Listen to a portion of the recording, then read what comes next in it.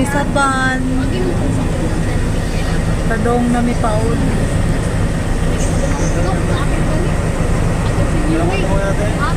Alas 6 na.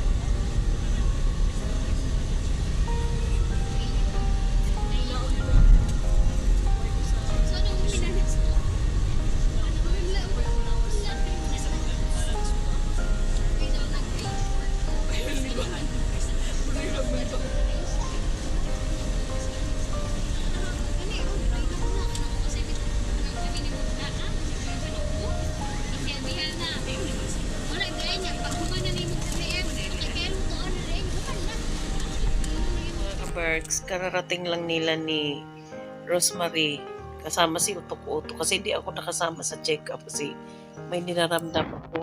Pinagpahinga muna natin si Rosemary, si Utok-Utok muna ang tanungin natin. Ano bang update ng Ang resulta sa iyang kuan si busy na pagkar ganina kay okay man dili man ingon nga taas iyang kuan. Nga anong di mataas ang kuan? dili mataas ang iyang kriya ba? Ang resulta sa iyang Hindi naman mataas ang CBC. kriya. Okay lang naman. Tapos gi-refer mi sa dialysis center. Tapos, Karon pagdating no pag-abot na mo sa kanang doktor dito sa dialysis gipabalik pa ko nga to sa kung iyang mga resulta din gitanaw ang kanang iyang o tiningnan yung history niya sa una namang pa-check up din, pangalawa din, pangatlo karon. Pangatlo ngayon. Mm. Tapos, ngayon si Dr. Chona na base ko no og sa kanang sa iyang atay ang kana kuno iyang pagmanas or sa iyang ovary basig na ibukol niya iyang tiyan hindako. Base daw tubigon ang tiyan so karon ang tubig niya dili mo lampas sa 500 ml. Kung moinom siya og gatas kauban na dito sa 500 ml ang iyahang mainom.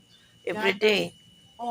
Basta kung moinom siya kanang gatas ba kung unsa ang gatas kadaghan kasabay na yon. Kasabay na dito Kape sa 500 ml. o kanumang mainom niya kailangan sa loob ng isang araw 500 ml lang talaga.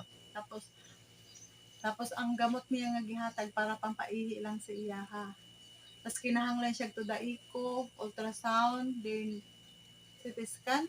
Naaman dito og kuan. Nanawon to nang ko, tatanang to nang ko ron. Higutom pa ko. So yun ang update natin kasi anong oras na ba kayo nakarating? 7 pa sa atin. Alas 7:30 ng gabi. So, marami pang problema si Rosemary mga ka-Berks kasi bumaba nga yung creatinine niya, pero meron pa siya ibang makaramdaman maliban sa meron siyang seizure or Hayaan ni Lord. epilepsy. Magpa-check up na baligado ko man kay yun ang good kidney. O, kidney talaga. Halata naman, oh. Tingnan mo. Tingnan mo manas. Ang lalaki. Manas Ayun yung talaga, tiyan kasi niya lumalaki. Kaya yan, kailangan ng tudaiko o kung mga laboratory pa niya. Tapos gingnan ako si doktor nga basig ang ihampiyan sa dako lang niya og kaon, ing katawa si doktor. Ganon. Ingon ko nga dako man siya kaon, dok basig ang kaon lang niya. Siya dili daw. Yung problema kasi yung parang pumuputok na yung binti niya. Oo, mao ko na maaring sa atay, then pwede din sa iyahang ovary basig may bukol nga may kasamang tubig. Kaya Yeah. lumaki ang tiyan. Gihatagan na siya og 1 week tapos kinahanglan this week kung naay daghang kwarta, mapa-ultrasound na siya, guna siya sa kanang gi-request sa doktor, sa dialysis. Diyos ko. Tapos pag kinahanglanon pagid ni kung unsay mga resulta niya, need pagid siyang i-admit kay para dito mahimo ang tanan-tanan. Tapos kung makapangayo ko na og ganang tabang, kinahanglan na admit siya. Kaya aron makakuha ka og doctor certificate, doctor kung asa siya na admit pwede ka mangayo na og requirements diri sa ato ang diri sa Divisoria, mangayo ka ng endorsement fee, Ganyan na nga. Kailangan talagang tulong sa niya. PA mga pwede doon.